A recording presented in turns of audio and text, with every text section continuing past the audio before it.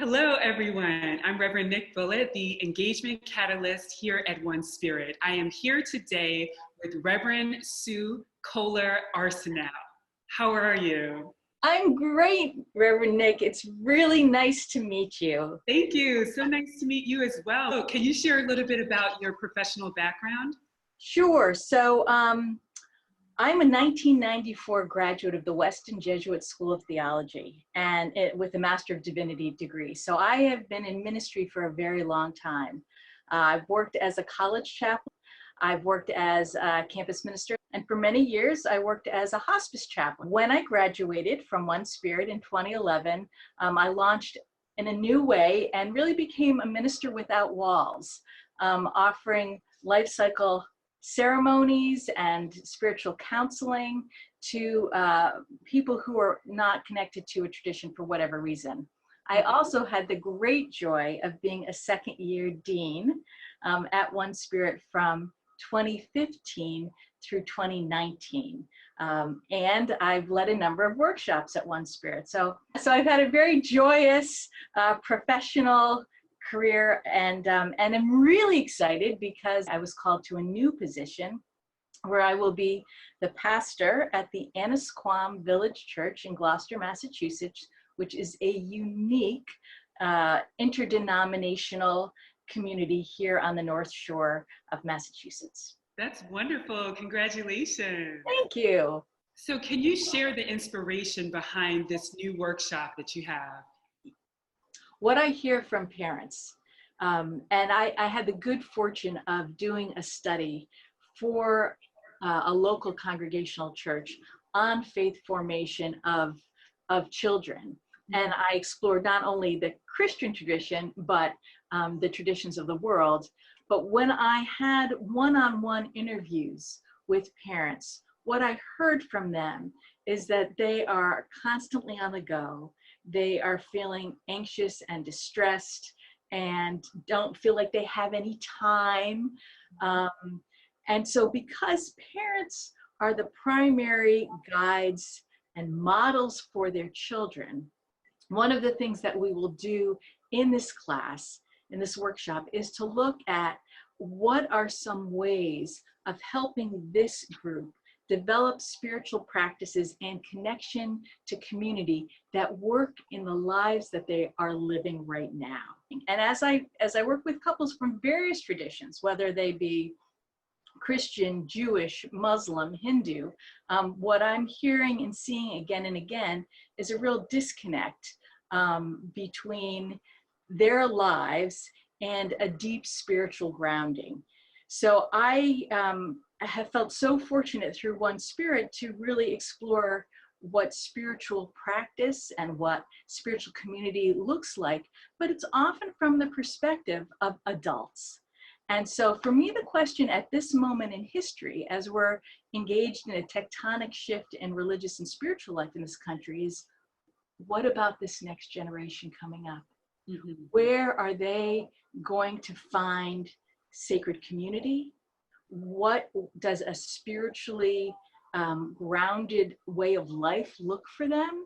Recent studies have shown that for the first time in our nation's history, screen time has overtaken outdoor play time for our youth. Right. And there is a new concept called nature deficit disorder, right? So our kids are spending lots of time inside. And other studies show a correlation with all of this screen time to increased rates of anxiety, depression, obesity. Mm-hmm. And the suicide rate of our youth has doubled in the last 10 years, right? So clearly, our young people are struggling. An epidemic of opioid abuse, gun violence. It seems that we have reached a time where we really need to think about how can we provide support, guidance, connection to this next generation coming up. Right. And so you have a full day workshop coming up in April. What would the day look like? What I really love to do is to begin with our own experience, to reflect on our experience to try to address the question of what would a spiritually grounded life look like for parents and their school-age children. And so is there something in the workshop that speaks to the stressed out parent that also has to deal with their parents and their children? Yeah, I mean, I think part of what we want to be really clear on is what is the real life experience for this generation. And that you're right, there are so many people who are squeezed from above and below. I imagine that there will be parents, there will be grandparents, there might be people who are working in religious communities who have the responsibility for the education of youth. This might also be a good workshop for them.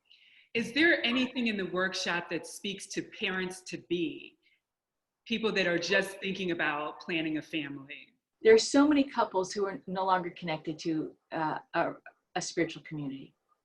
But something happens at the birth of their first child where they recognize it's like this organic awareness that their hearts are just overflowing with love, and they want to support, nurture, guide this new life, and they want to sense that this life is blessed by the divine, right?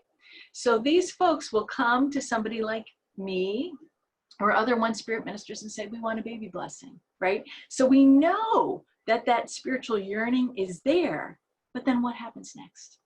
Right. What happens next? So we will be doing some creative exploration together. We will be doing a variety of different exercises. We will actually take on, try to explore what it would be to do different spiritual practices in the home. Right. This is not going to be, here are the 1, 2, 3, 4, 5 ways that we, fix this problem.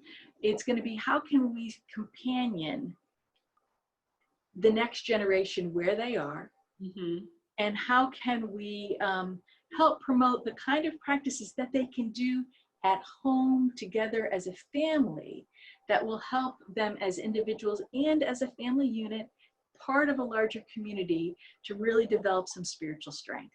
How can we re-engage a sacred connection to nature, right? Both in terms, because we know that nature is the place where most of us feel a sense of peace, of inspiration. It's a place we feel alive. It's often the place we hear the still small voice of the divine. The climate crisis is the #1 issue that we face as a worldwide body. We will have a very strong focus on nature-based spiritual practices to really inspire and connect parents, families, and the wider community. That will be a really significant focus of this workshop. Wonderful. Great. Well, I want to thank you so much for joining us. We look forward to this workshop coming up in April, and thank you so much. Thank you, Reverend Nick, and I can't wait to be back at OneSpirit. Mwah!